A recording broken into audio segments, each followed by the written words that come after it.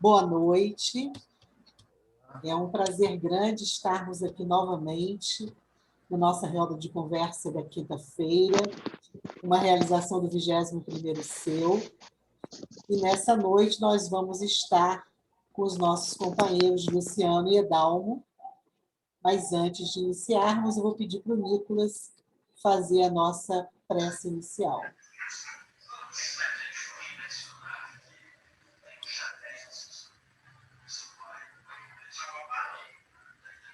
Vamos respirar fundo, serenar pensamentos, acalmar corações, elevar nossos sentimentos em gratidão. Agradecer ao Pai pela oportunidade da reunião de corações amigos, sejamos nós no corpo ou fora dele. Oportunidade bendita de reencontro, de aprendizado, de troca de ideias e de experiências. Abençoa, Pai, a nossa reunião, a leitura, para que saiamos aqui renovados, reconfortados, encorajados. Ser conosco e que possamos dar início a mais uma noite de estudos. Graças a Deus. Que assim seja.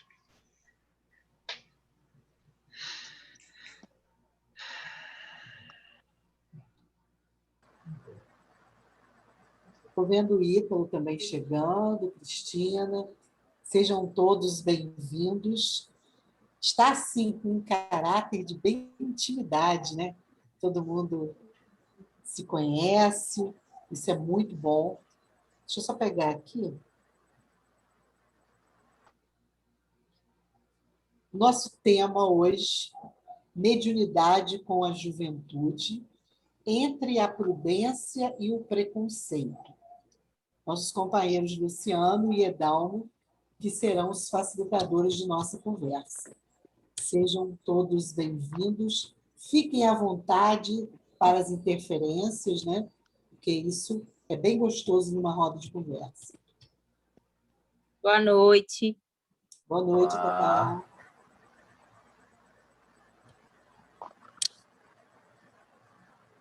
Luciano, pode ficar à vontade. Podemos então? Bom, então, pessoal, boa noite. Nós queremos saudar a todos os participantes dessa roda, em que a gente vai tratar de um assunto, às vezes, palpitante, muitas vezes palpitante, dependendo da região onde a gente trata do assunto. Há lugares em que o tema é menos tenso, em outros é mais tenso.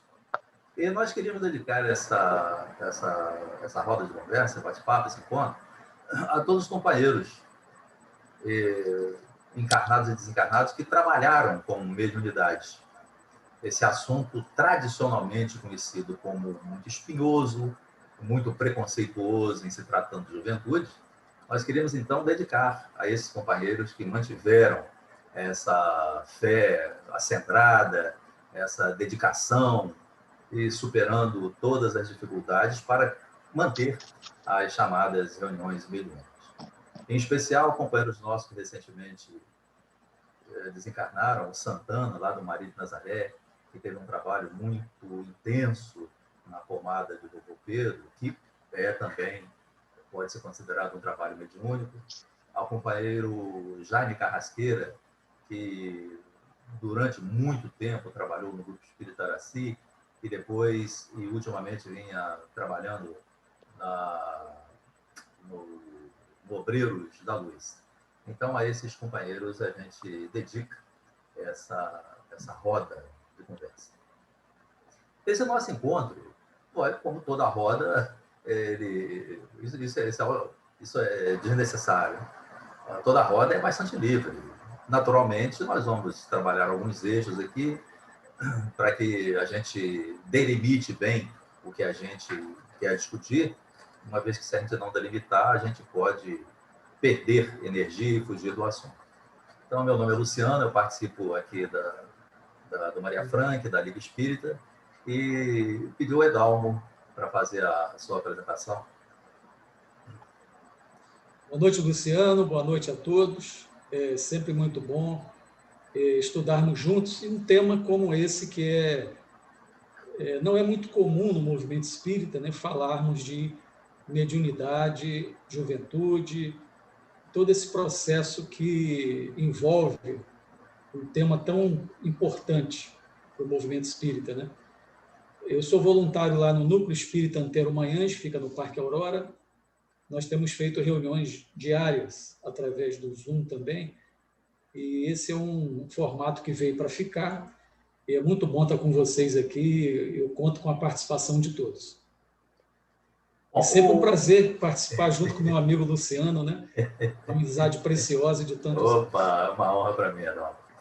Bom, a nossa dinâmica será, eu vou fazer uma abordagem dos 2 ou 3 pontos.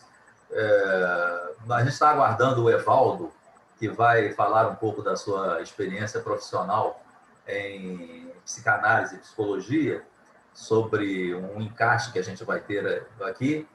E vai ser uma abordagem rápida e depois nós vamos conversar, porque é exatamente uma roda de conversa.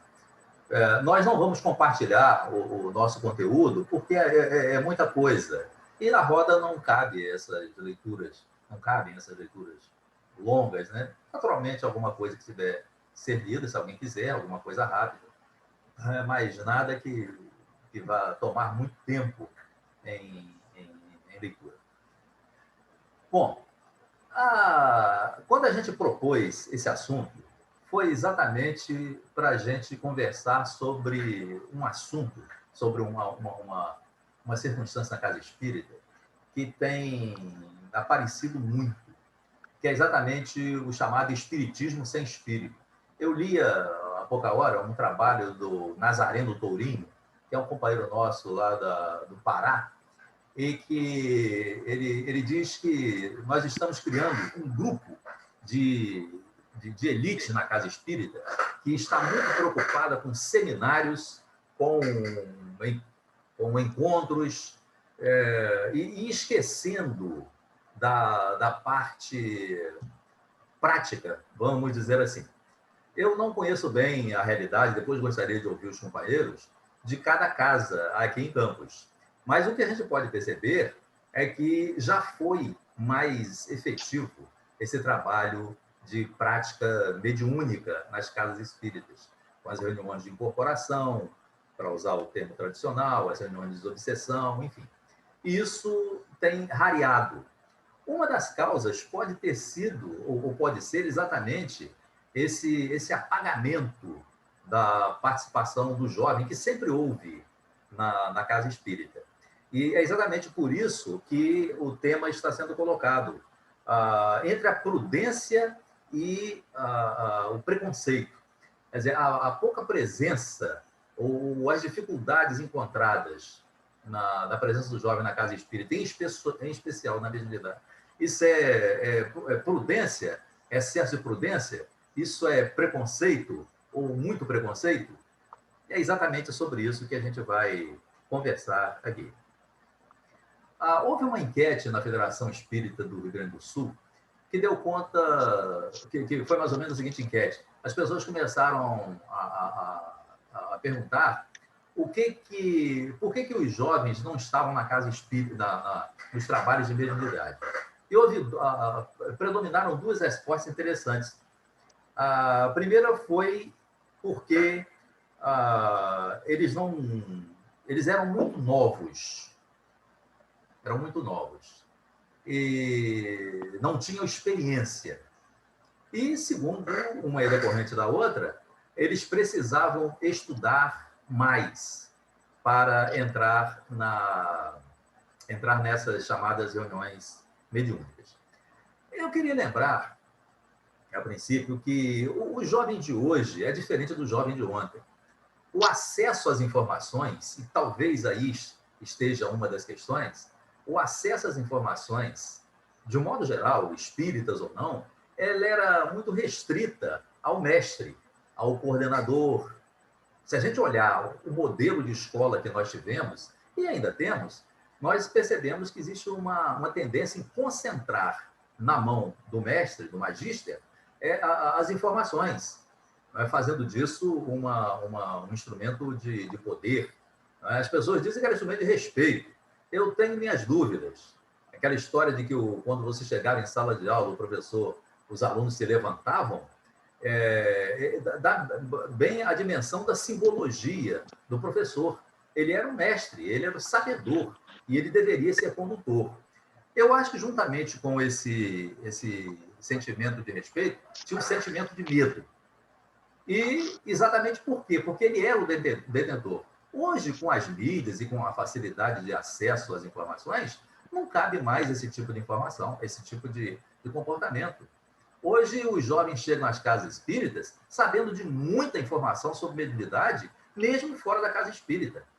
E esse era o projeto de Kardec, tirar o espiritismo seria alguma coisa seguida pela arte, pela ciência. Pela arte, então, a gente vê que é muito comum os vídeos, os filmes, que nós não vemos uma novela.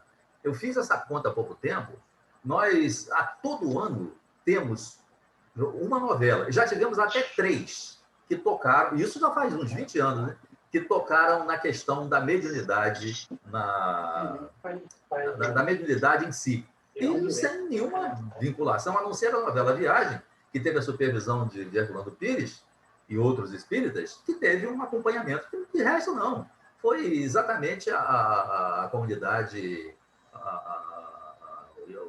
as pessoas ligadas à cultura, que resolveram fazer um trabalho em relação à mediunidade. Uma outra coisa que eu gostaria de ponderar para a gente conversar é exatamente, eu quando propus esse título, eu fiquei na dúvida. O que é juventude, hein? O que é mocidade? O que é ser jovem? É uma coisa muito complexa. Olha, isso é um saco de gatos, é uma confusão. A ONU dá uma definição, o ECA dá outra definição, e tem umas 4 ou 5 que eu pesquisei. Mas eu fiquei com as oficiais. Segundo a ONU, por exemplo, a juventude está entre 15 e 24 anos. E, segundo o Estatuto da Criança e Adolescente, o adolescente está entre 12 e 18 anos. Para vocês terem a ideia da confusão sobre isso, existe uma divisão que fala em jovem adolescente e jovem adulto. Aí eu joguei a toalha. Eu não vou seguir nada disso, não, a gente vai se perder. Né? Mas isso pode levar a gente a uma reflexão. Quer dizer, até que momento nós vamos marcar essa condição de jovem. E aí eu estou com a língua coçando aqui com a história que daqui a pouco o Edalmo vai contar e que Nicolas colocou no início, a respeito de separação das pessoas. Essa separação na casa espírita por faixa etária. Bom, o segundo aspecto que eu gostaria de citar aqui é sobre as causas da prudência.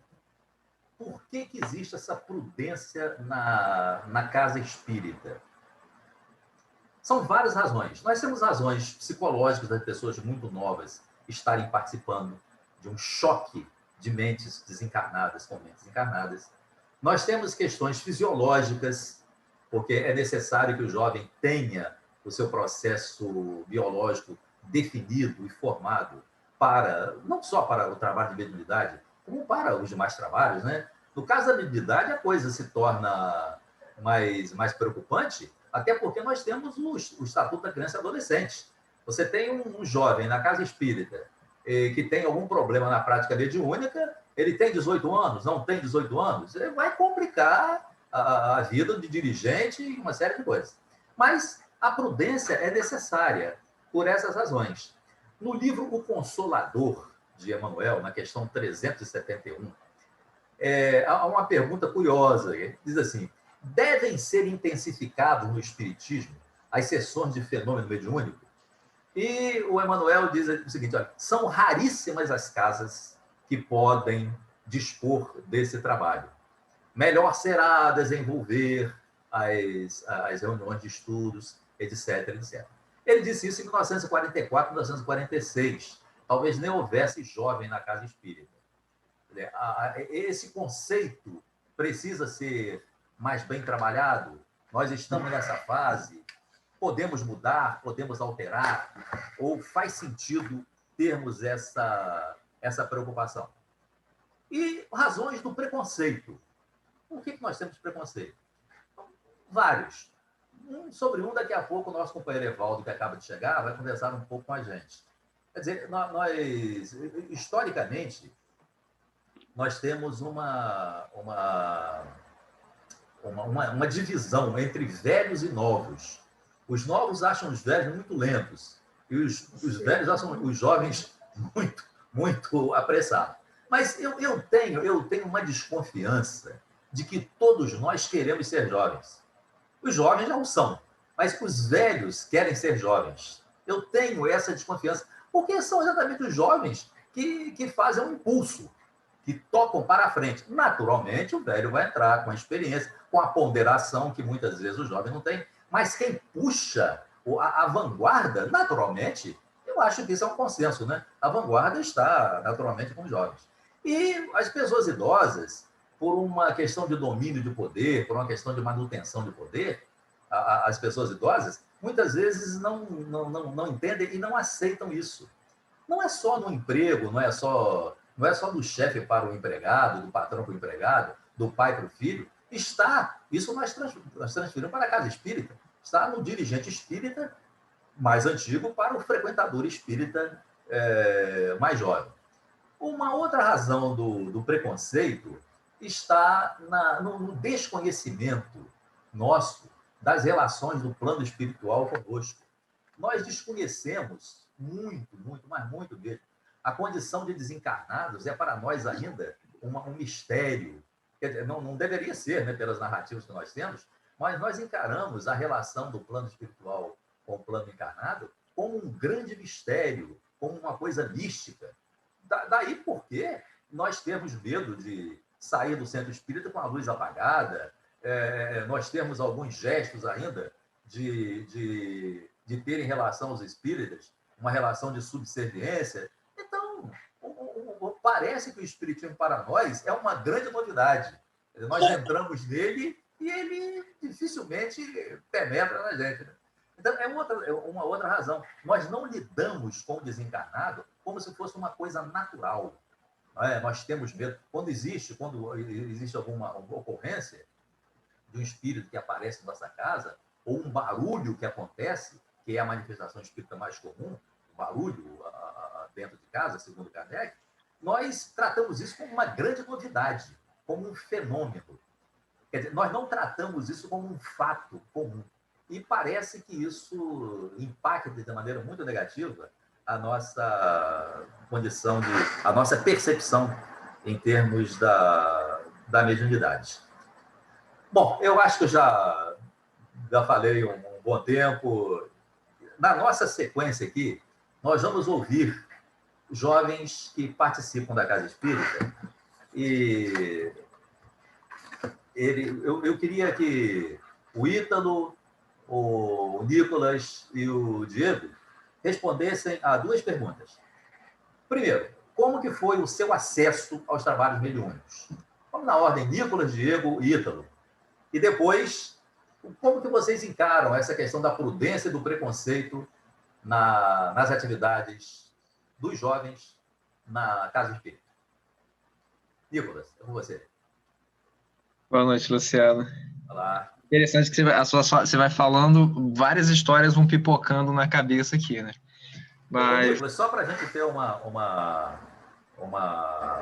ser pragmático, se você puder usar 5 minutos...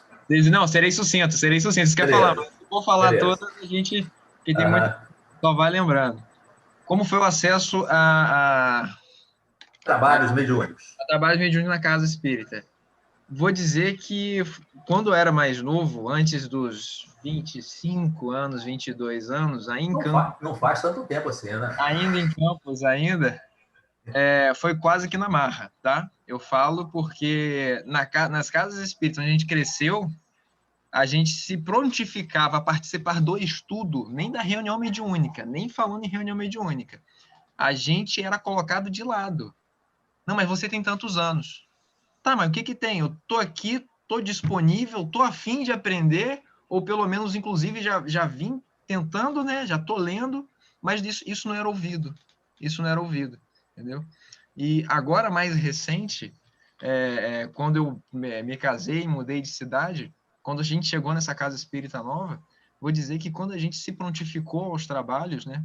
A chegar na casa, a se envolver com a instituição e tudo, teve gente da casa mais antiga que no começo se negou a participar da reunião com a gente, por causa da idade, e quando participava da reunião, mesmo a gente, num cantinho, só na sustentação, ó, igual uma planta, só, quietinho, sem atrapalhar,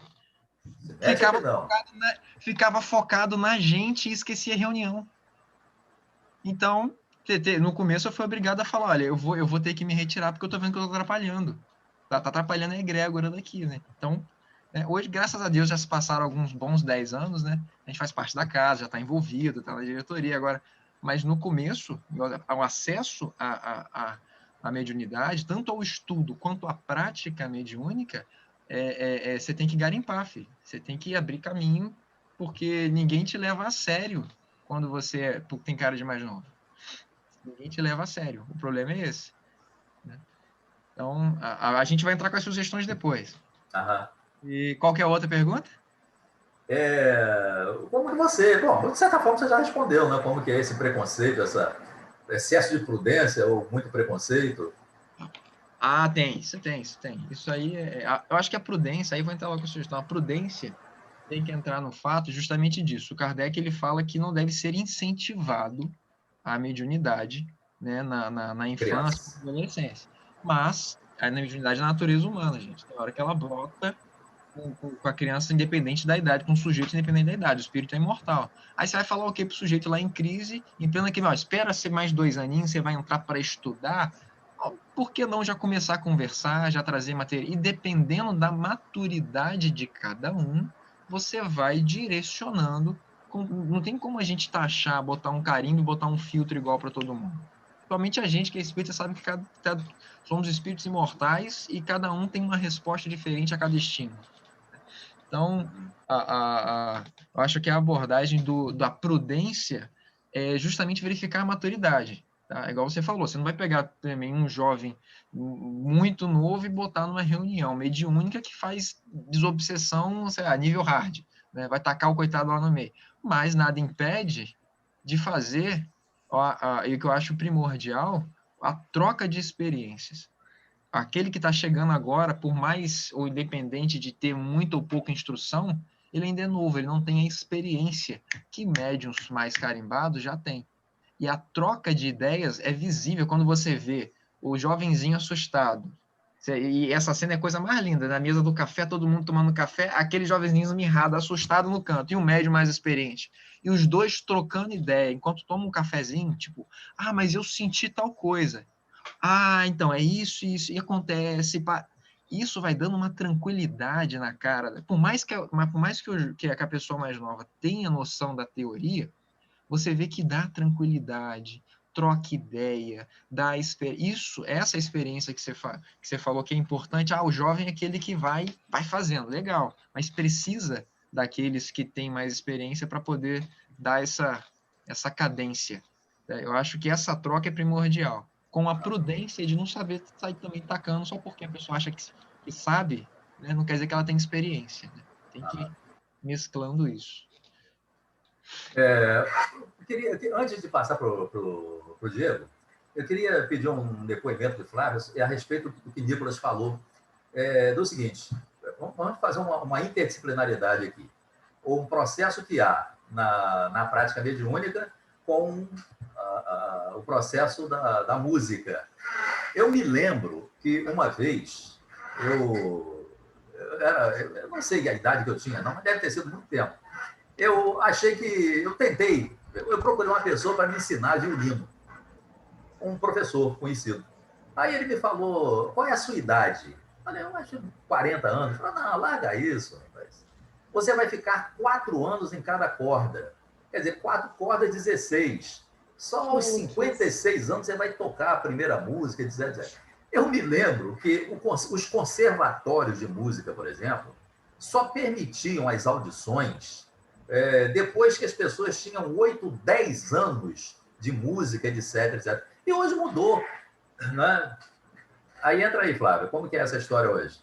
Não, hoje eu acho que até vai depender, claro, dos professores, assim, mas entender a função da música, né? Porque o conservatório, vai ter conservatório que a intenção é formar músicos, concertistas que vão trabalhar com aquilo. Mas numa escola de música simples, de bairro, talvez, sabe? É entender a música como uma terapia.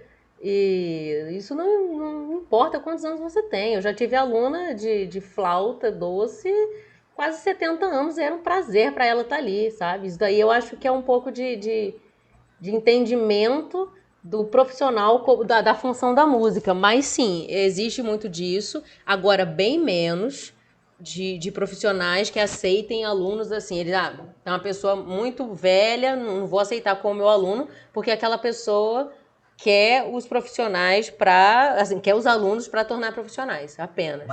Mas sobre existe o tempo, sim esse preconceito. O tempo para se tocar uma música.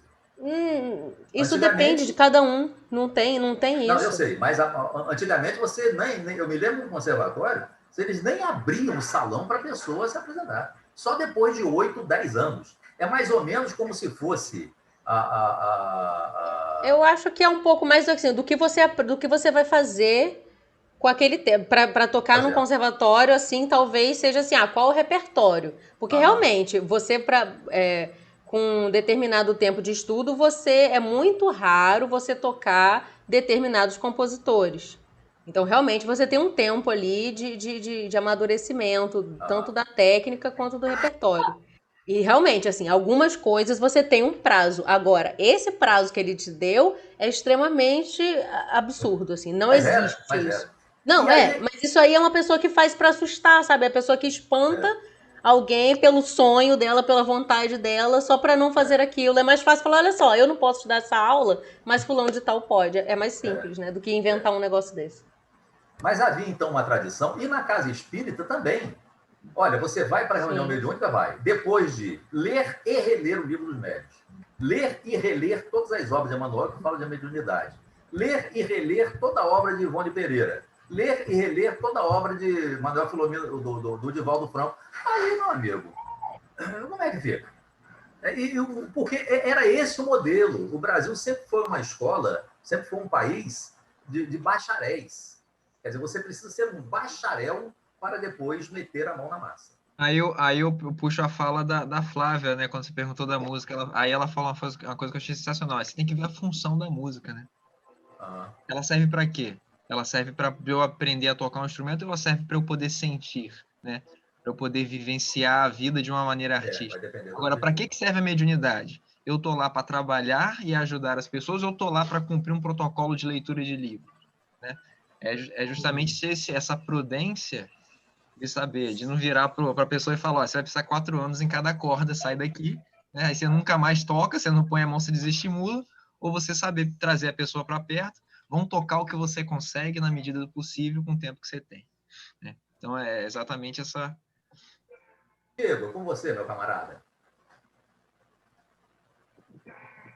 Bem, pessoal, quando...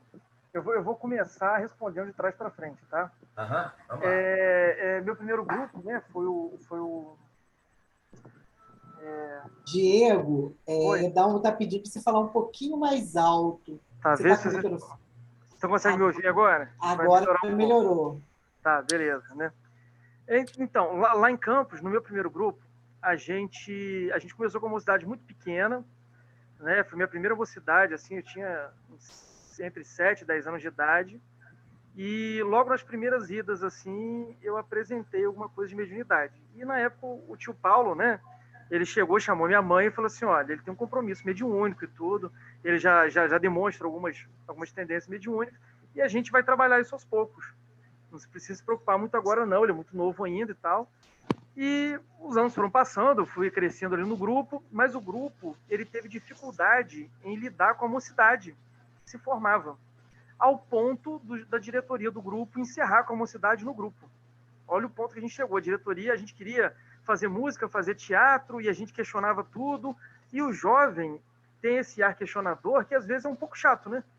Fica perguntando, apurrinhando, né? A gente, agora que a gente está mais velho, né? Isso tem aí muitos anos, né? Isso tem muitos anos. Então, eu tô com 35 agora, né? Então, assim, quando eu tinha 15 anos de idade, né? 12, 15, 16, a gente tinha uma mocidade mais ativa e o grupo teve dificuldade de lidar com isso, ao ponto do grupo chegar para a gente e falar, olha, a partir do ano que vem nós não queremos mais vocês aqui, porque a gente a gente não tem como lidar com a mocidade, a gente não tem espaço para a mocidade. Na época a gente ficou muito triste, mas a gente entendeu depois, a gente tem um carinho pelo grupo até hoje, frequenta, né? Quando eu vou a campus, por exemplo, eu faço questão de passar lá, né? Sou amigo dos diretores e tudo, né? Mas a gente entendeu que era a época que a casa vivia, né? Eram aqueles procedimentos. Eu brincava, né? Quando eu novo, um pouco, eu nunca fui muito rebelde, não, sempre fui muito bonzinho, mas quando chegava, né, na hora de cantar as músicas assim, né? As músicas eram pesadas, aquele ar triste, eu falava, meu Deus do céu, a pessoa está deprimida, sai daqui chorando, né? Ela não vai sair daqui sorrindo, porque, poxa, a pessoa vem aqui para ouvir uma palavra de consolo, ela podia animar um pouco mais essa música, né? Eu, como jovem, eu pensava muito assim na época. Você, na época, você não conhecia a Ciranda dos Bichos de Evaldo, né? Não conhecia, entendeu? Não, e, na verdade, assim, o próprio grupo, ele tinha, assim, pouca coisa mudou no grupo, que até hoje, assim, né? Quando você vai lá, é tradicional, né? Das pessoas, né? Que seja aquela música, aquela coisa. Mas, poxa, e aí a gente foi para uma outra casa. Nessa outra casa, a casa estava ávida, precisando de gente para trabalhar. E aí nós fomos uma mocidade praticamente inteira para casa. Nessa casa nós tivemos um pouco mais de liberdade para fazer as coisas que a gente queria fazer. Então a gente conseguia fazer trabalho assistencial melhor, do jeito que a gente queria, conseguia pensar em palestra, conseguia pensar, né? E aí a gente, naturalmente, todo mundo, né? A mocidade foi envelhecendo ali, e algumas pessoas, como já era o meu caso, a gente começou a estudar sobre mediunidade, mas a diretoria dessa nova casa também tinha um medo. Ela pensava exatamente assim, mas os jovens, né? Pessoal na base de 20 anos de idade, começaram a estudar sobre mediunidade, é perigoso. E aí eles passaram a frequentar a nossa reunião para vigiar o que a gente estava estudando. Basicamente foi assim, eles queriam saber como é que a gente estava em interpretação do Livro dos Espíritos, do Livro dos Médiuns, né? E aí chegou num ponto na casa que foi bem interessante, porque a sessão mediúnica da casa começou a morrer. Porque os médiuns começaram a desencarnar, começaram a sair, né? E aí chegou num ponto que eles falaram assim, puxa vida, a gente precisa de alguém. E aí eu estava ali perto, fui eu mesmo, né? E aí ele falou assim, você vai entrar para a sessão mediúnica para começar estudando. Você vai começar na sustentação, como o Nicolas falou, né? E aí eu comecei quietinho na sustentação, até que eu comecei aos pouquinhos ali comunicando, né? Comunicava uma outra vez, e a casa foi ficando ao longo do tempo com o número de médiuns mais reduzidos. A nossa sessão mediúnica chegou a ter quatro médiuns, e no final só tinham 2 médiuns, né? Hoje que eu estou em Campos, que eu estou no Rio, que eu estou morando no Rio, eu sei que a casa tem um médium e praticamente eles não têm mais sessão mediúnica na casa mais, né? Não conseguiu formar novos médiuns. Não, e quando eu digo formar novos médiuns, pessoal, é o seguinte, não que a gente não tenha pessoas dentro da casa que sejam médiuns, mas as pessoas não são preparadas para isso, né? Existe ainda essa questão do preconceito, do medo. No meu caso, foi uma situação meio que de necessidade da casa. A casa estava vendo a sessão mediúnica morrer e falou assim, puxa vida, a gente precisa renovar o pessoal.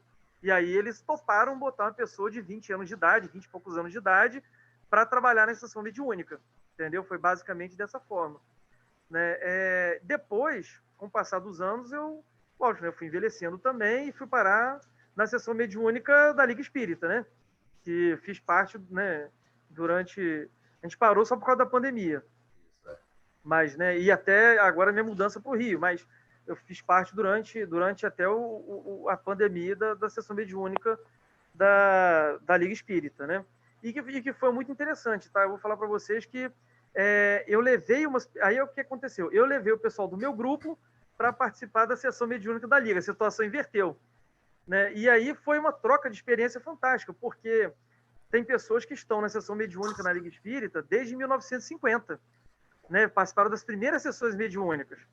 E aí foi um choque quando eu levei, por exemplo, a Gracinha, né, para participar da sessão mediúnica, que ela tem uma mediunidade bem diferente. Ela, às vezes, ela comunica sendo levada nos lugares. E aí foi interessante porque Zé Luiz, que participa desde 1950 da Liga, falou assim, eu nunca vi isso. Eu falei assim, como assim? Você tem 70 anos quase que você tem 70 anos de doutrina? Ele falou assim, não, isso aí é novidade, eu vou estudar sobre isso. Então foi fantástico, né? Eu acho que ainda falta um pouco disso. Assim, o medo de perder o controle e virar uma bagunça na sessão mediúnica da diretoria é tão grande que acaba perdendo a oportunidade de apresentar coisas novas, né? E eu acho que a gente tem que levar essa proposta para dentro das casas espíritas, né? A gente tentar chamar o jovem, mas não de forma realmente bagunçada, mas orientar, chamar e ver que uma coisa o fenômeno mediúnico ele é natural, ele não tem nada sobrenatural, ele está ao nosso lado o tempo todo, entendeu? Essa proposta, Diego, vai ser o último módulo nosso e que vai estar a cargo do Edalmo. Legal. Obrigado, Diego. Valeu. Com você, Ítalo. Você pode repetir a pergunta para mim, por favor? A pergunta é a seguinte: como foi seu acesso aos trabalhos mediúnicos?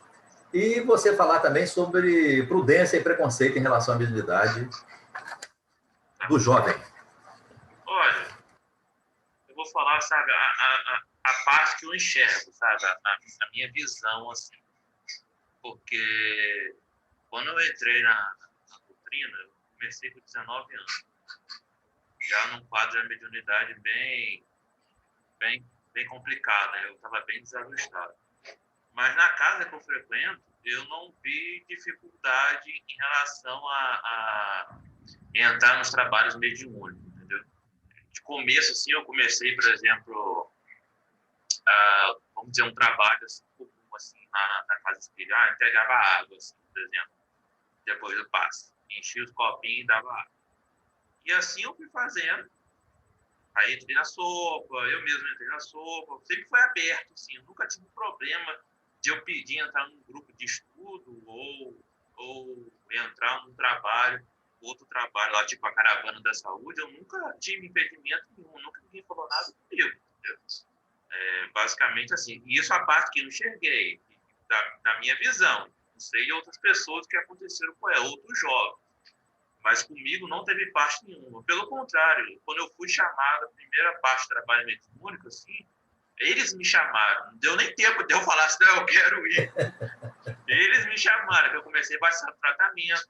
Aí eu lá fazia a questão lá que você estava contando.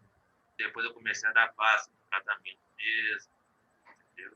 E depois, com um bom tempo, onde eu estava equilibrado com a minha mediunidade, onde eu estava ajustado psicologicamente, emocionalmente, comigo mesmo, que eu me vi preparado também, eu me senti preparado, eu comecei a participar da reunião mediúnica.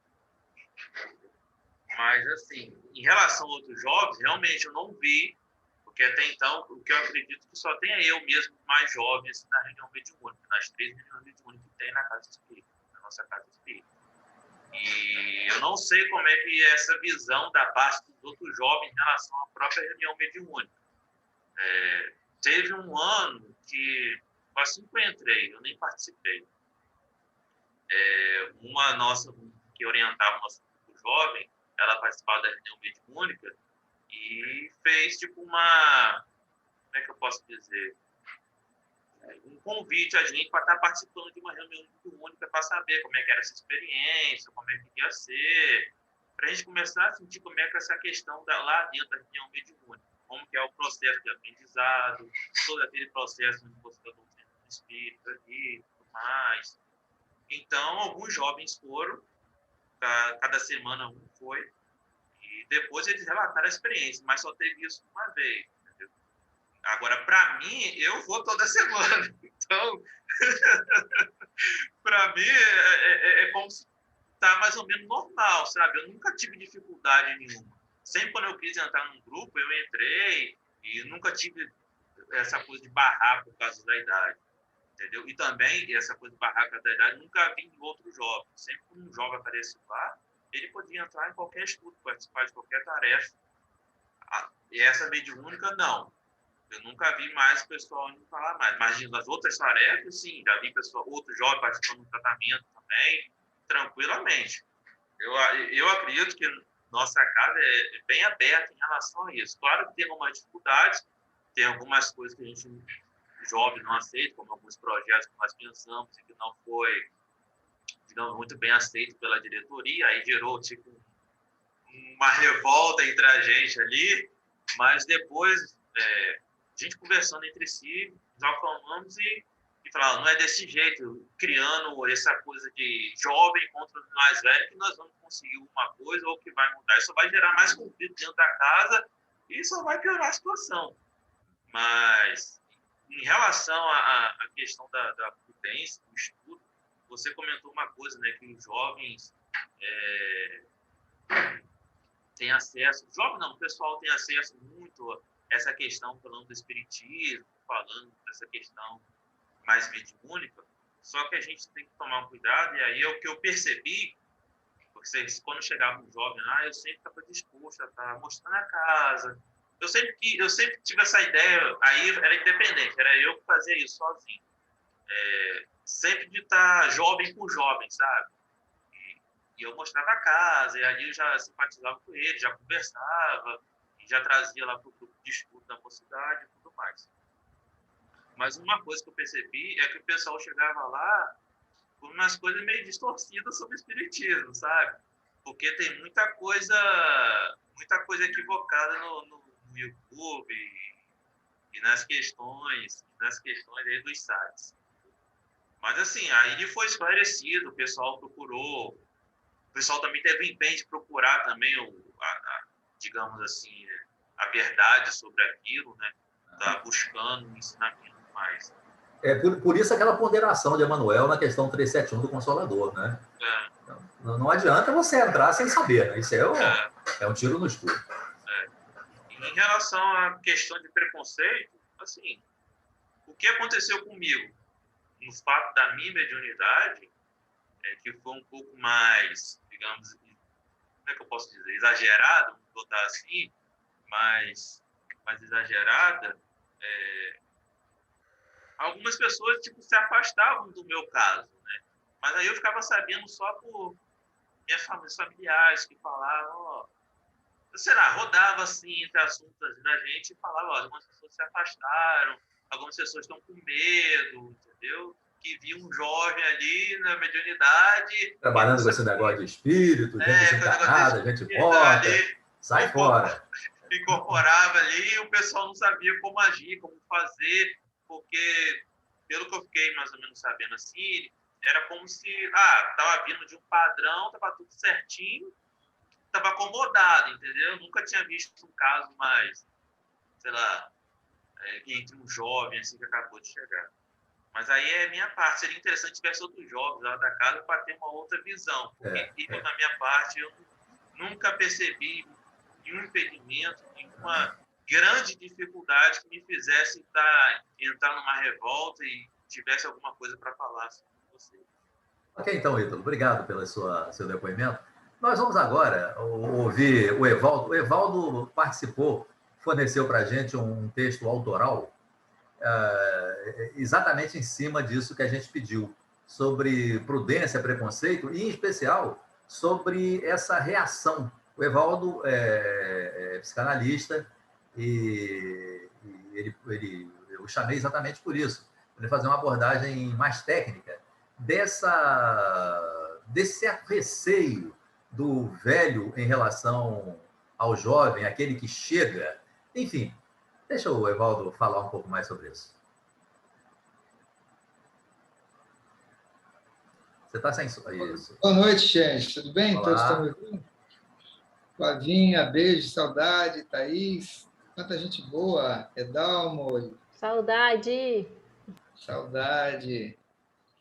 Luciana, olha que turma boa. Roberto Parente deve estar fazendo piquete primeiro, Luciano, depois que ele entra. Roberto faz um piquete lá.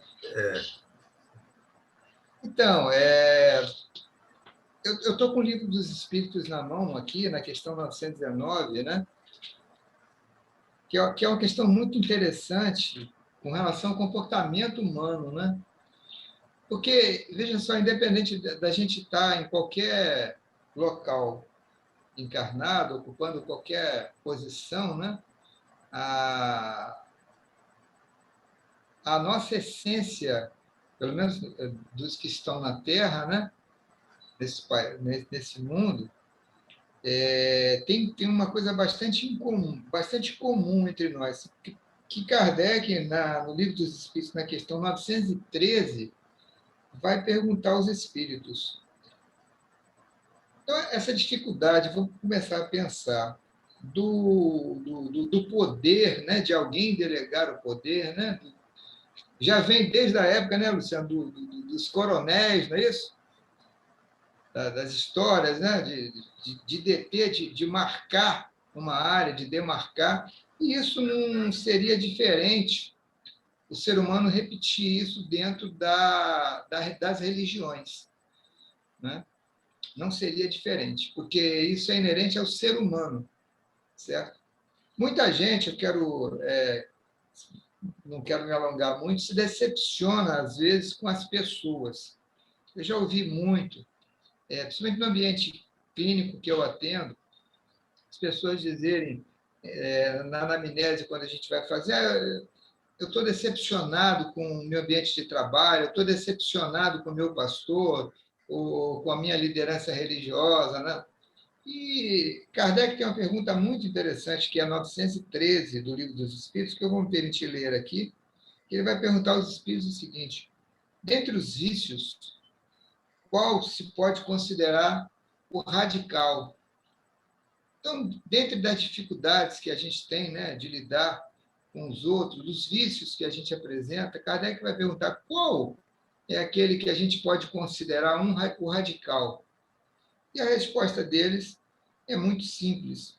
Temos-lo dito muitas vezes, o egoísmo. E eu frisei o egoísmo porque vem do ego, né? Então, o que representa o egoísmo? É quando o ego, que é o centro da consciência, se agiganta. O ismo aí vem, né, de um crescimento gigantesco desse ego, né? Eu até escrevi, deixei como base no texto para vocês aí, quando a pessoa tem um cargo e o cargo possui a pessoa, então o que acontece? Um fenômeno muito interessante. A pessoa, ela passa a ser o cargo. É muito interessante que nós, por exemplo, quando a gente diz assim, eu sou médico, é errado. Eu estou médico, né? É quando o ser se confunde com algo que ele está fazendo, né? Então, qual é o grande problema nosso que os espíritos falam, né? Na questão 919, depois Kardec vai voltar como, na questão 919, como combater o egoísmo, né? E eles vão dar a receita para isso. O que acontece hoje com o ser humano, em qualquer lugar, mas vamos colocar dentro da instituição espírita, que é o nosso caso aqui, né? Da mesma maneira que o indivíduo, esse indivíduo que hoje ocupa uma posição no centro lá espírita, né? E dificulta o acesso a outras pessoas, a gente vai estar observando uma característica preponderante nele. A gente, se for olhar a vida desse espírita do centro, vai ver que ele é controlador, que ele gosta de ter as coisas sob o domínio dele, sob o território dele, ele não gosta de perder, né? E o controlador é uma pessoa muito interessante, porque partindo da premissa da psicologia, da própria psicanálise, que a gente, na verdade, só espelha para o mundo exterior aquilo que a gente tem gritante dentro da gente, o controlador, na verdade, ele é uma pessoa extremamente insegura. pela regra do espelho da psicologia, a gente pode dizer isso, né? A ponto dele ter que marcar um território externamente, que, no fundo, dentro dele existem carências profundas. Ele não se sente seguro em deixar que ninguém realize alguma coisa, porque, na verdade, ele tem carências dentro dele. É muito comum eu receber lá na clínica as pessoas com discursos dos mais variados possíveis, né? E eu vou dizer assim, uma das características, Luciana, Dalma, da Isa, do controlador é a ansiedade. E também a facilidade de fazer a síndrome do pânico. Geralmente, né? Por quê? Porque o ego vive sempre em alerta, constante, sob ameaça de perder o controle de alguma coisa. Então, ele vive numa ansiedade constante, porque a gente não consegue controlar variáveis externas, e ele quer controlar, né? Então, ele chega dizendo assim, eu sou muito ansioso, não estou conseguindo dormir. Quando a gente vai falar um pouquinho da vida familiar, falar um pouquinho das coisas que estão em torno dele, a gente vai observar no seu discurso, um discurso que está sempre protegendo ele numa posição importante de quem não pode largar a posição que ele está, porque senão a coisa vai descambar, né? É muito interessante isso. E esse fenômeno humano acontece nas instituições religiosas. E aí eu cito aí exemplo para a gente pensar no maior de todos, que é Jesus. Tem uma frase que Jesus fala o seguinte: quem quiser ser o maior tem que aprender a ser o menor. Essa frase de Jesus tem um significado muito importante, porque existe uma diferença grande entre chefiar e liderar. Uma certa ocasião, perguntaram ao médium baiano Divaldo Franco por que faltava trabalhadores no movimento espírita, né? E a resposta dele foi muito simples: porque faltam líderes. Tem muito chefe, mas falta líder. Falta líderes, né? Então, o líder, e Jesus é o maior exemplo de liderança, é aquele que trabalha com pessoas diferentes, né? Pessoas com características positivas e também negativas, mas que forma na sua equipe, num balanço, um time perfeito de trabalhadores. Que um líder, na verdade, é aquele que não tem medo de perder o controle, porque ele sabe que ele não detém o controle, né?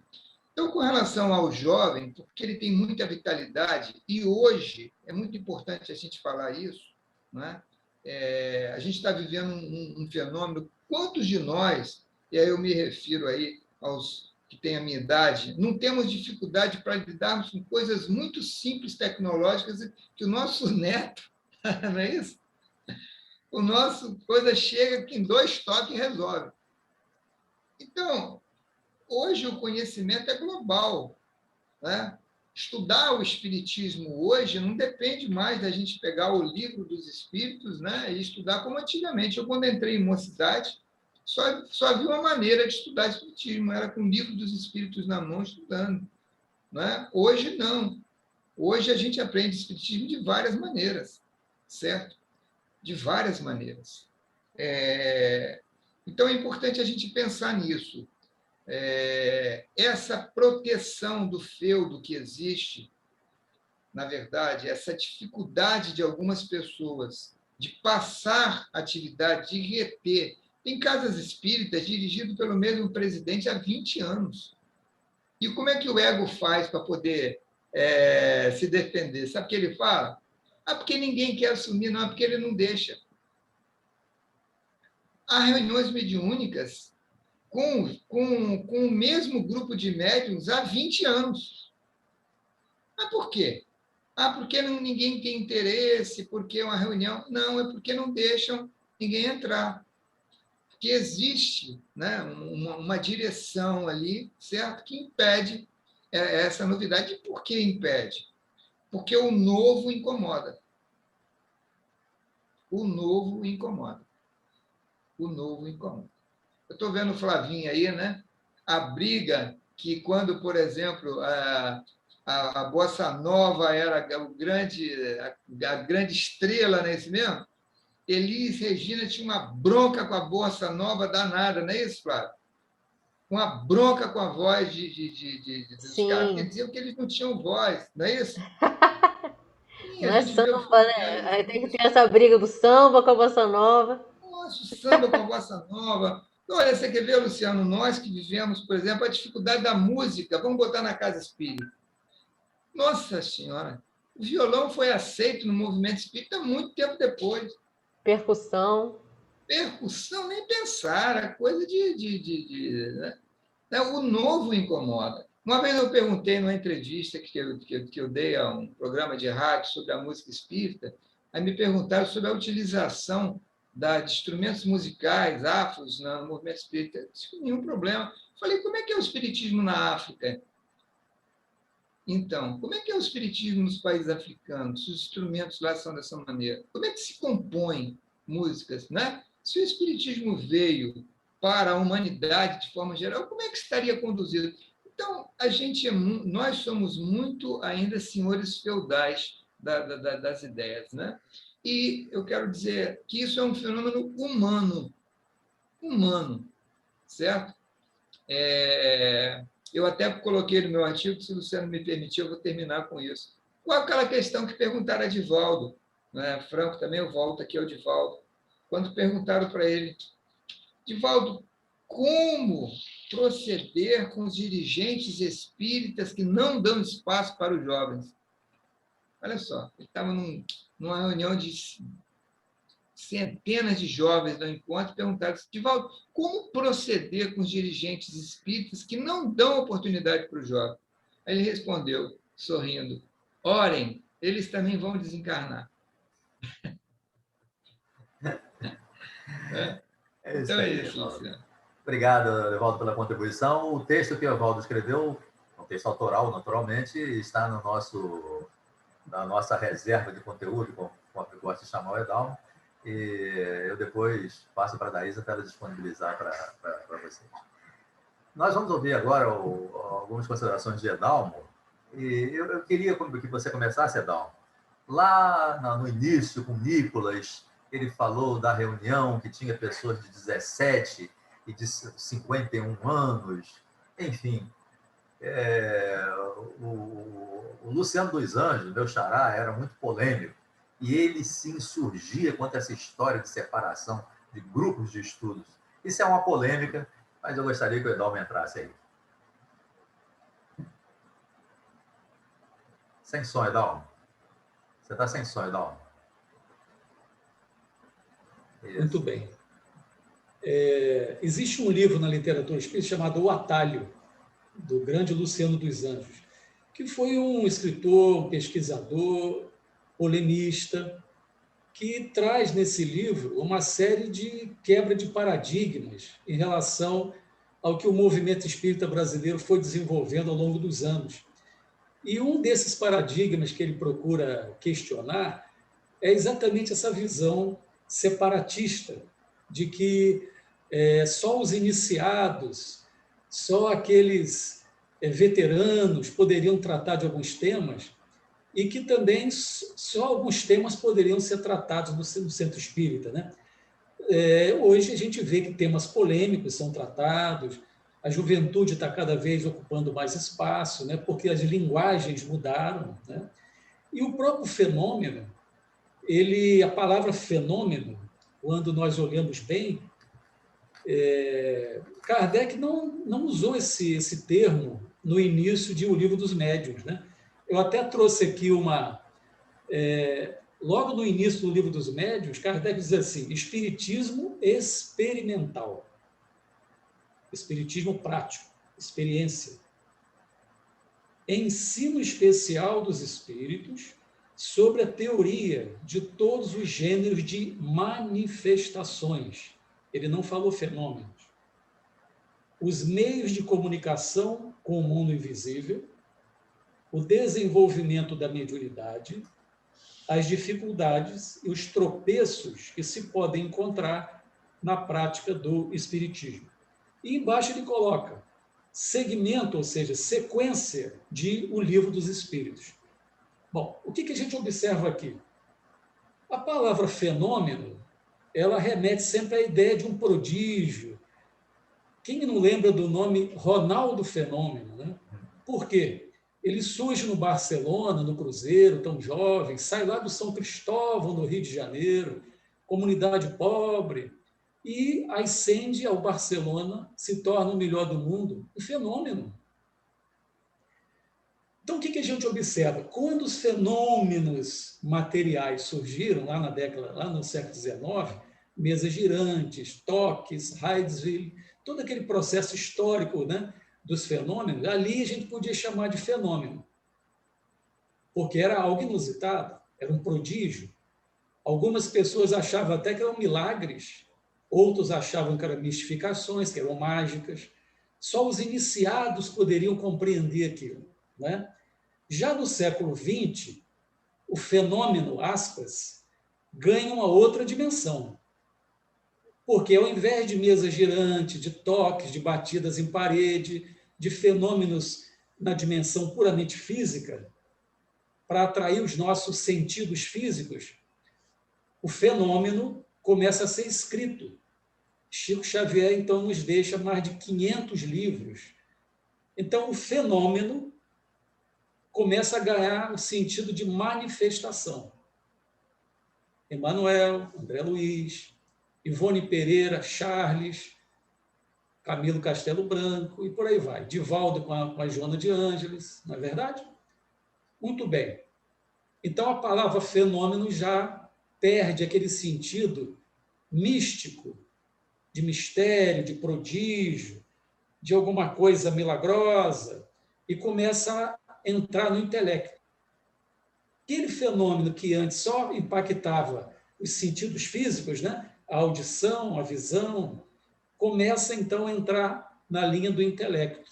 E Kardec, lá no livro Viagem Espírita, em 1962, ele previa isso.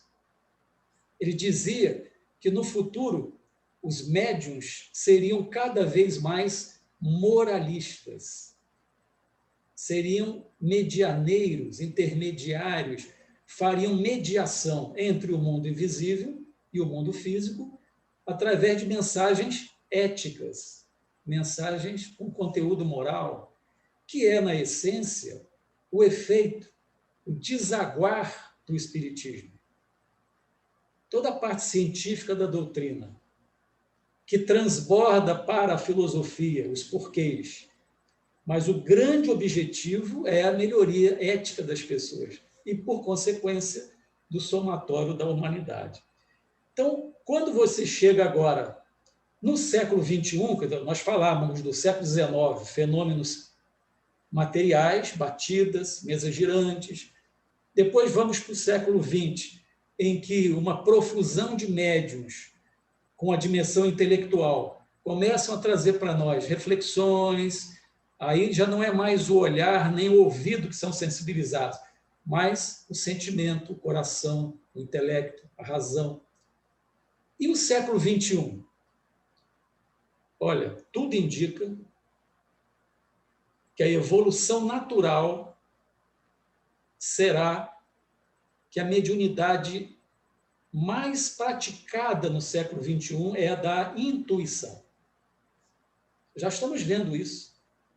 A neurociência, quem quiser entrar lá no site da Universidade Federal de Juiz de Fora, vai observar uma pesquisa muito interessante, conectando neurociência com fenômenos ou manifestações espirituais. E nós vamos ver que o século XXI ele é mais um degrau desse processo. Nós não vamos falar mais de fenômeno, porque não é mais um fenômeno. A ciência começa a mostrar que são manifestações legítimas, são diálogos que começam a acontecer de uma maneira muito mais intuitiva, e hoje até o mundo empresarial está valorizando o líder intuitivo. As relações interpessoais, gestão de pessoas, pesquisa de satisfação do clima organizacional, o líder que prepara sucessores, o líder que cuida de uma visão muito mais... Ele é o líder servidor, não mais o líder que é servido. Então, tudo isso faz parte de um processo que a mediunidade começa a ganhar uma dimensão horizontal. Ela não é mais um processo vertical, quer dizer, os iniciados ensinando aquelas pessoas que estão chegando, né? Os veteranos detentores do conhecimento acolhendo os primeiros. Não. Hoje, a educação, e todos estão falando isso, né? Mudou de polo. Antigamente, os velhos educavam os jovens. Hoje, os jovens estão educando os velhos. Mudou o polo, né? E nessa ciranda tão, posso chamar, integrada, né? É que está a grande revolução. Eu acredito, e a literatura tem mostrado isso, e a prática do dia a dia mesmo, é que cada dia a intuição será mais valorizada. E isso os espíritos já estão revelando já há algum tempo nas suas mensagens, né? Então, dentro desse princípio, Luciano, para responder esse quesito bem objetivamente... da história do Luciano. Luciano dos Anjos estava correto. Não a separação. Aliás, um depoimento que eu quero trazer muito breve. Quando eu comecei lá, menino pequeno, lá em Macaé, a dona Ruth Freitas, Luciano, o nosso Augusto Freitas, incentivava muito a juventude a participar de reuniões mediúnicas como observadores, ou ajudando numa ambientação e tal, mas eu, graças a Deus, não tive esse problema que muitos revelam de resistência, não. Graças a Deus, eu fui muito bem recebido pelos veteranos. Luciano. Essa proposta do Luciano é uma proposta ao jeito dele, né? Ele era um polemista e era sempre nessa área, contestador, era um iconoclasta. Eu não sei se nem é o fórum ideal para debater, né? Mas algumas coisas tem apontado. Pelo depoimento do Nicolas, eu percebi que ele não está tão fora, não. Porque a gente, de certa forma, faz esse apartheid, né? Jovem para lá, idoso para cá. E não tem dado bom resultado, não. Junta todo mundo, mistura todo mundo. Eu estava até lembrando hoje com o Edalmo uma estratégia que o Fluminense, que é o clube de coração do Edalmo, utilizou agora. Ninguém esperava que o Fluminense fizesse uma grande campanha do campeonato nacional. O que o diretor fez? Faz o seguinte, vamos pegar esse pessoal mais novo, bota para treinar junto com os mais antigos. Não separou, não. Ao contrário, misturou e obteve grandes resultados. Naturalmente, há interesses dos jovens, mais específicos dos jovens, há interesses mais específicos, e até por uma questão de saúde, né? De vitalidade física, que o jovem faz, que o mais idoso não faz, enfim. Mas parece que há muito mais pontos em comum do que pontos em separação, né? E o movimento espírita parece que faz um apartheid disso. Eu também queria que o Edalmo comentasse sobre trabalho mediúnico, porque uma coisa ocorre assim, quando a gente fala em mediunidade, há um espanto muito grande. Bom, então eu não vou para a reunião mediúnica, porque daqui a pouco as pessoas, como o Ítalo narrou, as pessoas vão se afastar de mim, que história é essa? Mas trabalho mediúnico tem uma reunião mediúnica, tem um espaço muito grande de atuação. Queria que o Edalmo comentasse sobre isso.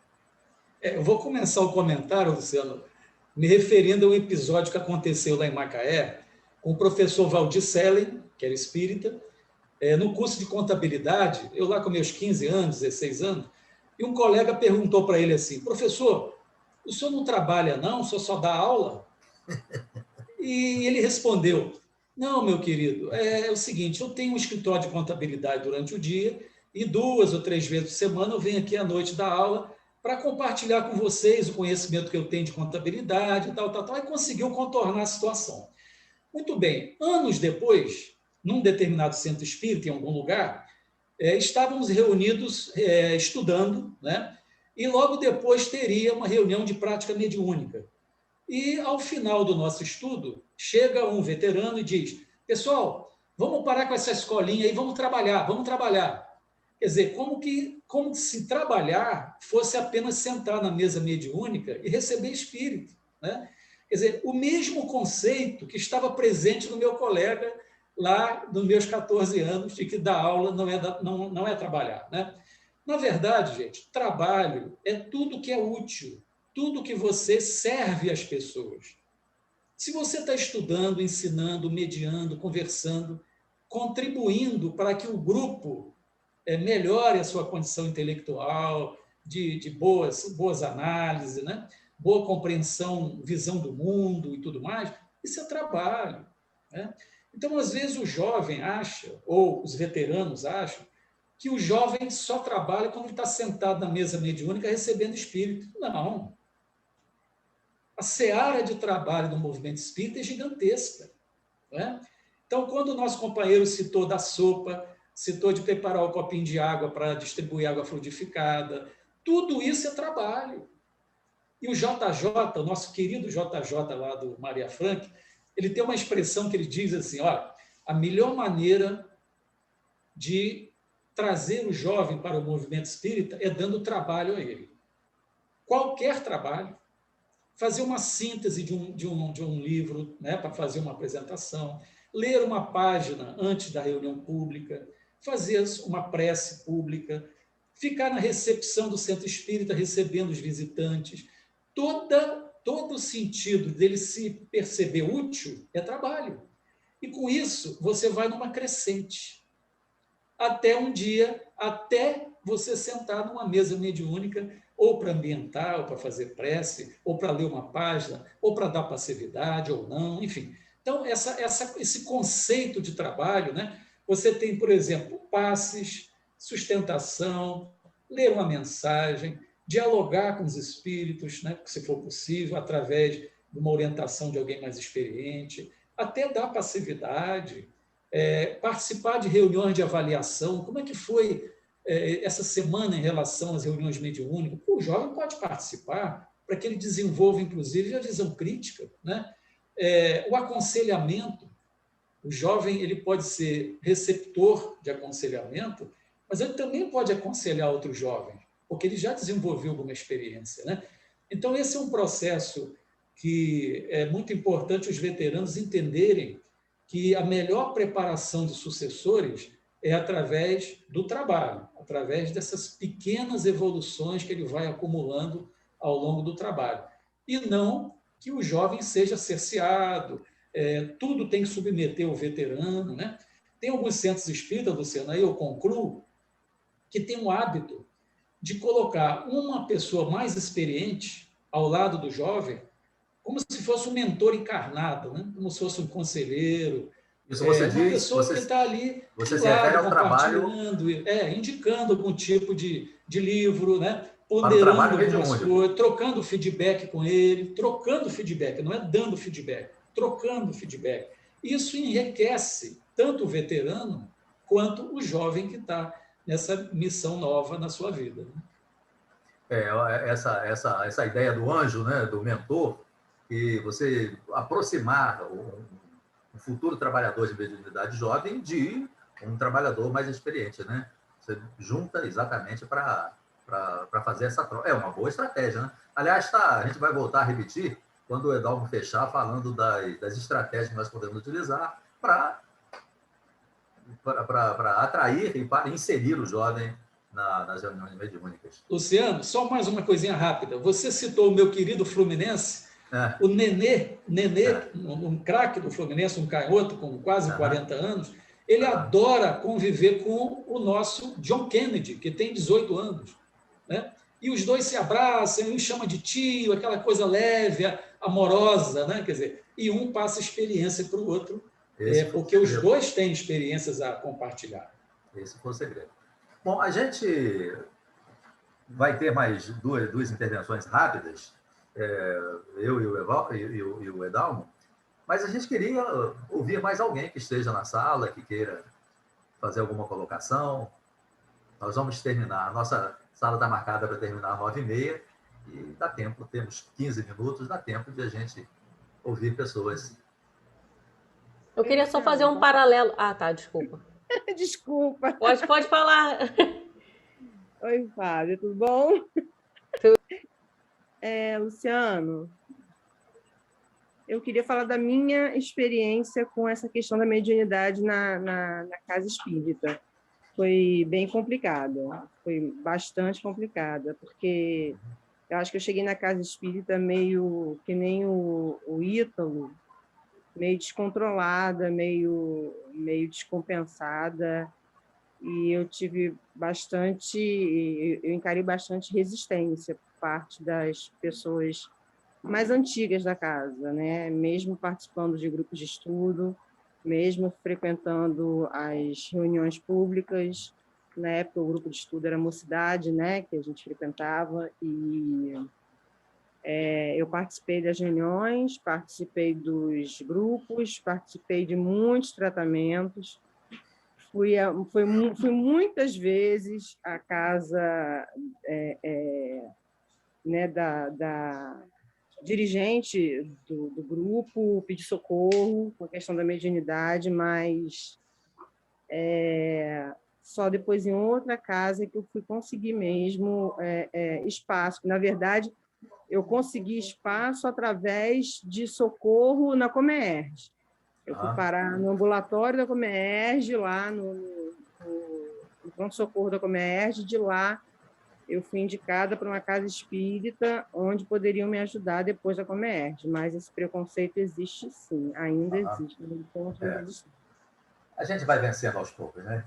Obrigado, Lígia. Mas alguém gostaria de... Não, só queria fazer um paralelo que, assim, o que eu vejo muito nas religiões espiritualistas existe sim essa hierarquia, né, a ser respeitada, porém, isso que o Edalmo falou sobre as outras funções, eu estava lendo um depoimento de uma menina esses dias falando que quando chegou num centro de candomblé, ela achando que, né, já ia chegar com alguma função, aí a pessoa falou assim, não, sua função aqui agora é lavar esse chão, né, porque dos eventos que tem, vai fazer isso. Então, assim, mas ao mesmo tempo, eu percebo que nesses outros centros a evolução é um pouco mais rápida para você chegar num processo de mediunidade, assim. Eles defendem muito que o seu processo de aprendizado é na prática, e não você... como vocês falaram, que tantos livros que tem que ler até chegar numa reunião. Quando eu era mais praticante nos centros espíritas, eu via, assim, os jovens com essas funções iniciais, mais assim, externas, mas não vi realmente chegar até um centro, até uma sala de mediunidade, de reunião, sabe? Então, eu acho que está faltando agora essa evolução ser um pouco mais contínua e mais rápida de chegar no seu destino final. É tipo do Brasil, né? É o país dos acadêmicos, o país dos bacharéis. Mas alguém gostaria?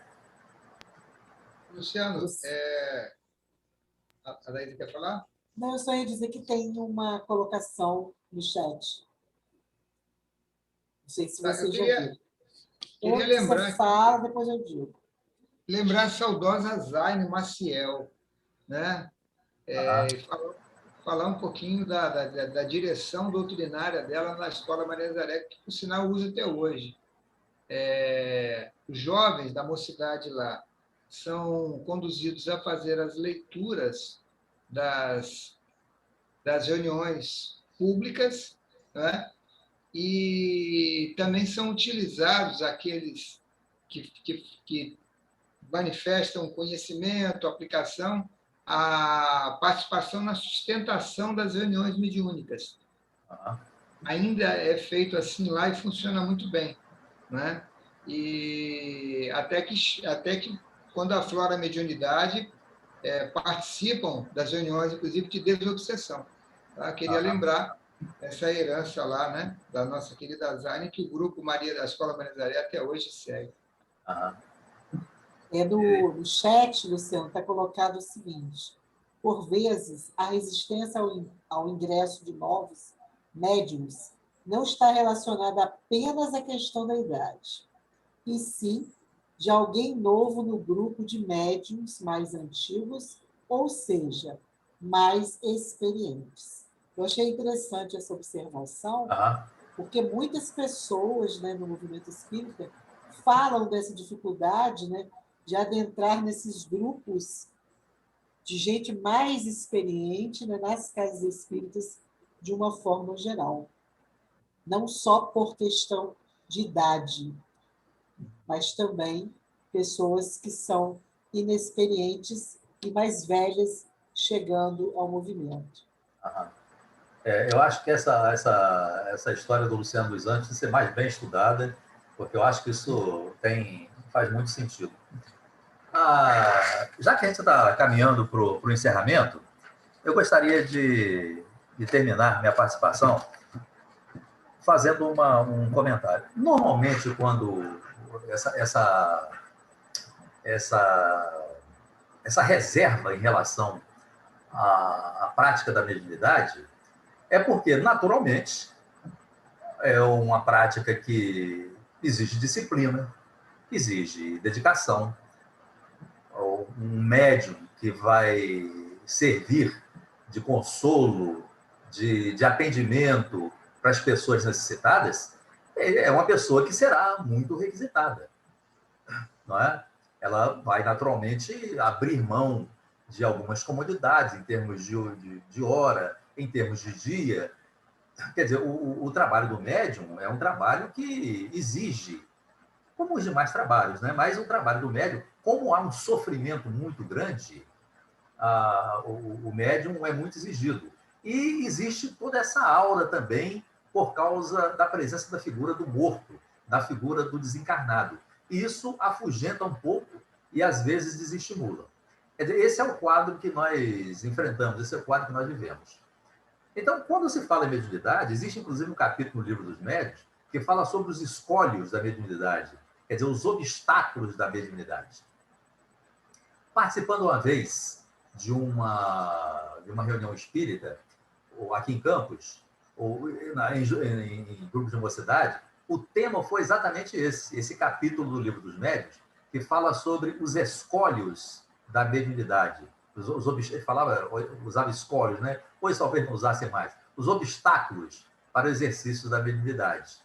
E falava que precisa ter disciplina, que você vai entrar em contato com energias diferentes, né? O que já não é um mistério, já não é mais um fenômeno, já passa a ser um fato, né? que todos nós estamos convivendo.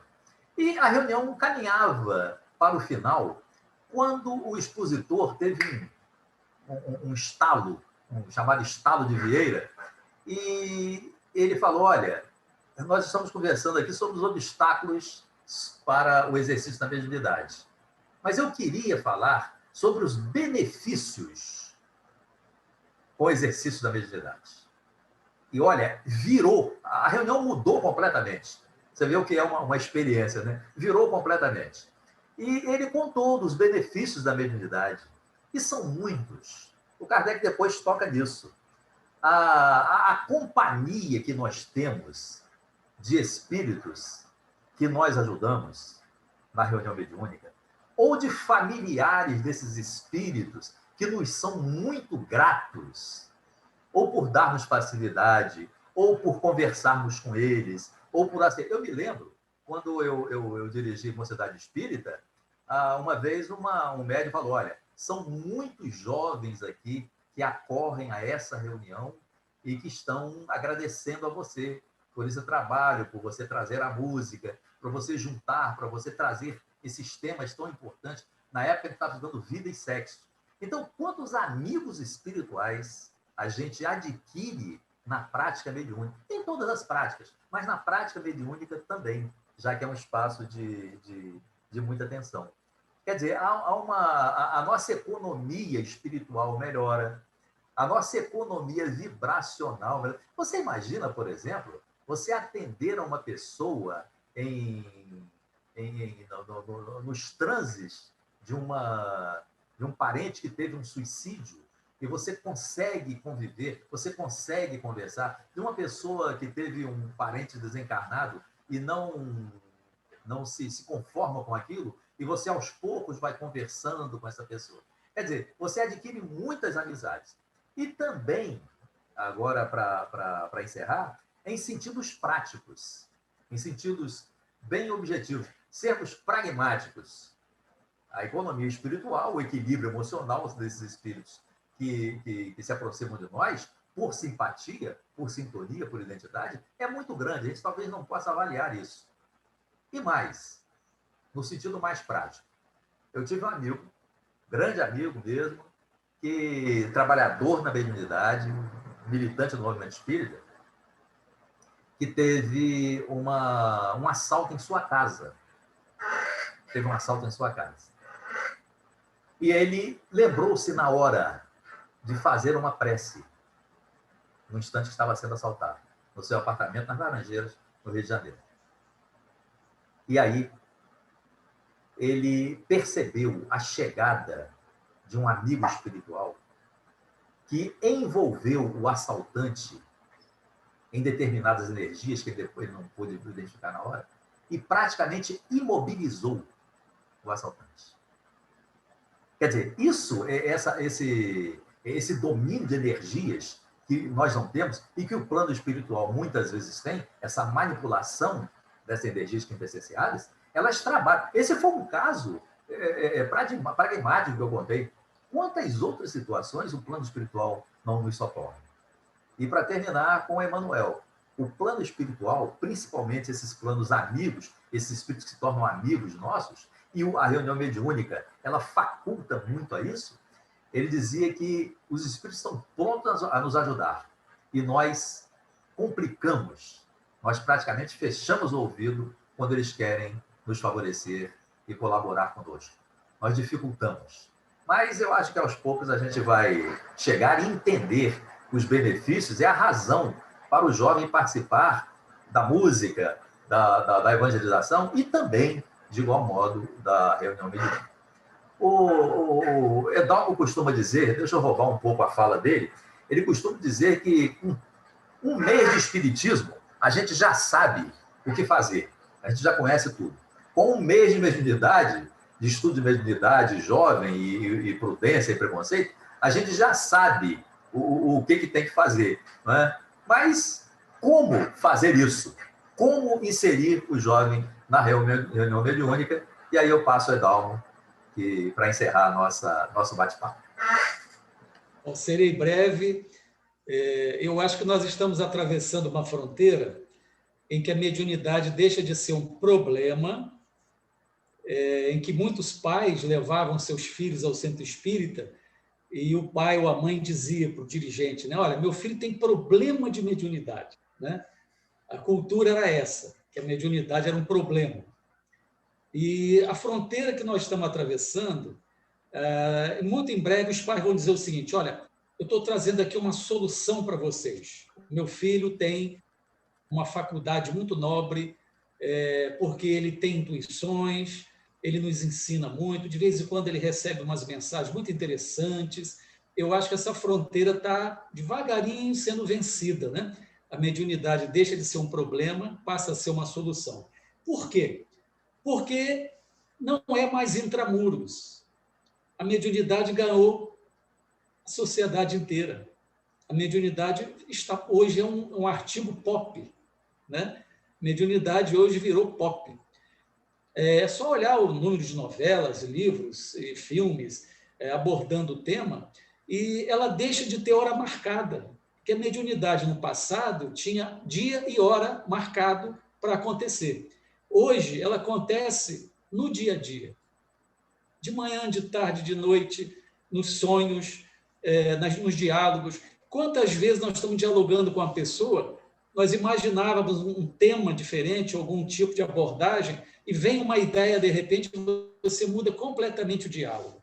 É a intuição, que é essa mediunidade sutil, essa mediunidade mais sensível, essa mediunidade que não precisa de carro alegórico, que não precisa de bandeira, não precisa mais de celebridades. A mediunidade acontece de uma maneira natural, ela está entrando no tecido social de uma maneira suave. E isso é muito bom, porque cada vez mais nós vamos ter os jovens participando, né? E outro ponto, Luciano, para concluir, é uma pergunta que nós devemos nos fazer como espírita, né? Antes de Kardec, antes de 1857, existia ou não as comunicações mediúnicas? Claro que sim. Não foi o Espiritismo que inventou a mediunidade, ele apenas esclareceu, trouxe uma luz diferente, desvendou uma cortina que estava escondendo os conceitos. Mas desde que o homem é homem, existe esse processo, né? Nós estamos aprimorando, na medida que esse tema está se tornando mais amigável. E aí eu concluo, Luciano, dizendo o seguinte: a minha mãe na UTI da Unimed Macaé, um enfermeiro, conversa, daqui a pouco surgiu o tema religião. E ele se dizia, então, de uma vertente evangélica. E ele me surpreendeu quando ele disse o seguinte: olha, lá na minha igreja em Quissamã, as reuniões públicas estavam tendo muitas manifestações do Espírito Santo. E o pastor resolveu fazê-la em reuniões privadas. Então, nós temos lá a reunião pública, em que o pastor faz a sua pregação, e algumas reuniões para o Espírito Santo se manifestar. Então, gente, é chegada a hora. É chegada a hora. Né? O processo de comunicação dos espíritos está totalmente aberto. E nós devemos estar incentivando os jovens, os veteranos também, que ainda não perceberam esse seu dom, né? A diversidade de dons, mas o espírito é o mesmo, para que o processo de intuição cada vez se aprimore mais e a humanidade vai melhorar, com certeza, através dessas janelas abertas, mais disseminadas, mais horizontais, para que os espíritos possam finalmente influenciar mais a humanidade ao bem. Isso aí. Então, vamos criar a figura do mentor, conforme o Edalmo propôs, chamar os jovens para a reunião e divulgar o que... Há poucos seminários, há poucas conversas especificamente sobre mediunidade jovem. E uma das formas de romper a barreira é exatamente conversar sobre isso. Acho que o nosso intento foi coroado de êxito, o objetivo foi alcançado. Eu acho Luciano, colocar esse tema mais frequente nas nossas reuniões públicas. Falar sobre isso. Porque as reuniões públicas de palestra, de exposições, esse tema não é muito comum. Talvez seja interessante nós começarmos a falar mais disso nas reuniões públicas. Falar sobre isso. Adaísa, você para encerrar. Eu adorei a nossa roda, né? A gente tem aqui representantes de algumas casas espíritas. Acho que foi muito rica, né, a participação dos nossos jovens aí. E eu entrei no espiritismo com problemas na mediunidade, né? Lá atrás, bem jovenzinha, com 14 anos. E hoje eu trabalho na mediunidade, mas eu não tenho mediunidade ostensiva. E eu me lembro que uma das coisas que foi vital para mim foi o envolvimento com o trabalho da evangelização. Evangelização na casa espírita, no lar cristão. A gente vivia na maior movimentação desse tipo de trabalho. Então, para a gente ver como que a coisa realmente é ampla, né? Poderia parecer naquele primeiro momento que eu trabalharia até com a mediunidade, mas não foi isso que aconteceu. A mediunidade está de um outro jeito na minha vida. Eu acho que é isso, a gente precisa conversar mais sobre esse assunto. É isso aí. E já fica o convite para os dois, né? Nós estamos aí nos 160 anos do Livro dos Médiuns, de mais para frente um pouco, vocês voltarem novamente, porque teve aspectos que valeria vocês aprofundarem, porque a gente sabe que só 1h30 é muito pouco tempo. Então, fica o convite aí. Eu tinha esquecido de agradecer ao Evaldo pela contribuição. O texto dele está no nosso conteúdo, na reserva de conteúdo, e agradecer ao Nicolas, né, ao Ítalo e a Diego pelos depoimentos, né, tão jovens, mas já militantes no movimento espírita e, em especial, militantes na área mediúnica. Obrigado aos jovens médiuns. A Lígia também, né? A Lígia também. Uhum. Pedida, Luciano, para o pessoal ligar a câmera, que eu estou com saudade de ver muita gente com a câmera apagada aí. Ó. Abre aí, pessoal, um pouquinho. Bater a foto. Lia, tem um tempão que eu não vejo Lia. Suzana, a gente vai se ver amanhã, né? Esse ano. Oi. Eu posso sugerir um assunto que era um assunto sobre o qual você iria falar e acabou sendo um pouquinho modificado, que era sobre a mediunidade na infância e na juventude. Seria na infância e na juventude, mas a gente ia abrir muito. Então, tá. não daria, né? Mas podemos conversar, né? Abrir depois, vamos fazer um outro sobre a infância, né? É muito boa a sugestão. Valeu, tá bom. Obrigada. Obrigado, você. Thaís, tira uma foto do grupo, Thaís ou Flávia, aí, daquele jeito no computador, que vai ficar melhor do que eu tirando aqui com a câmera. Oi, Lia.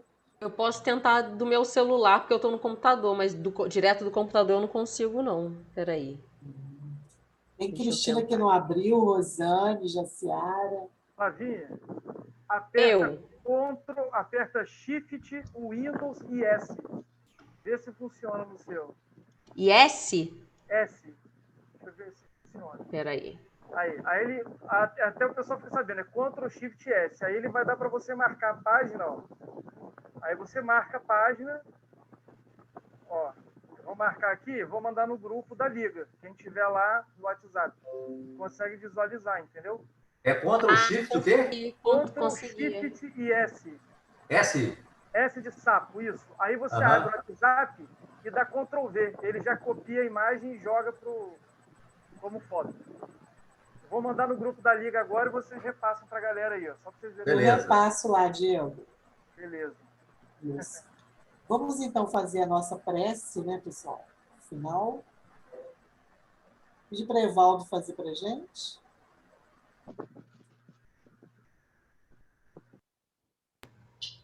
Como o Edalmo está aqui, eu vou fazer Eu Te Agradeço, Senhor, Edalmo. A prece cantada. Maravilhoso. Adoro. Maravilha, faz mesmo.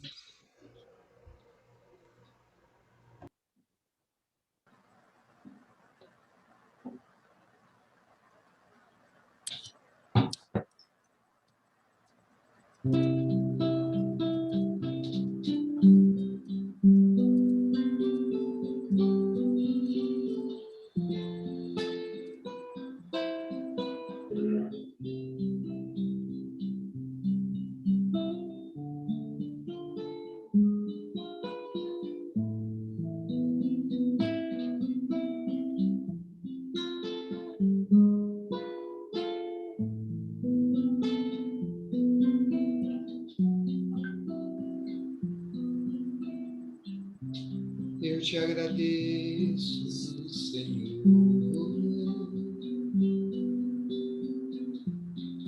por mais um dia que nasce,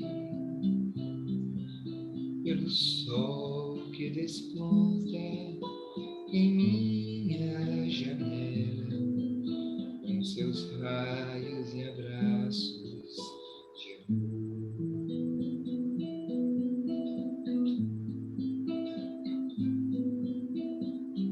Eu te agradeço, Senhor,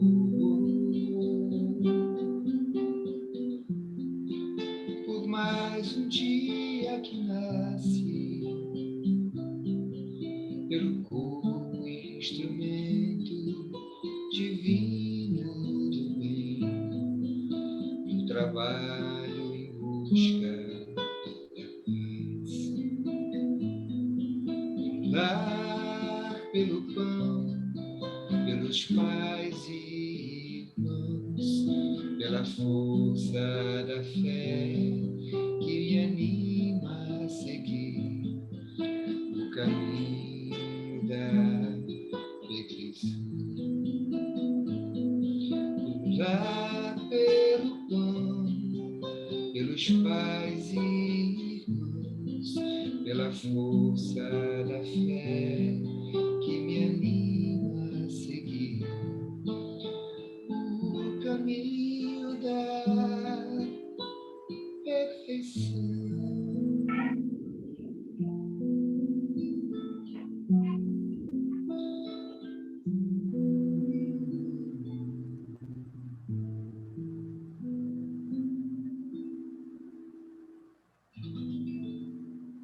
Viajei. Muito bom. Fiz uma viagem linda agora. Obrigada. Que bom.